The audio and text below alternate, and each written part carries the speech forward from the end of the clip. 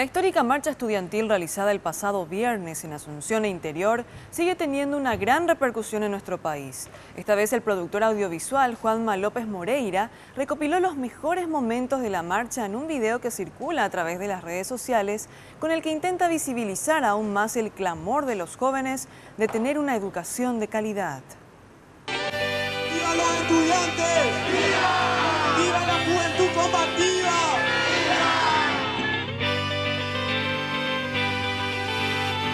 Queremos jóvenes que tengan los pies en la tierra, pero los ojos mirando al cielo. No se pongan techos como límites, porque la libertad empieza cuando se acaba la ignorancia. Buenos días, este histórico día.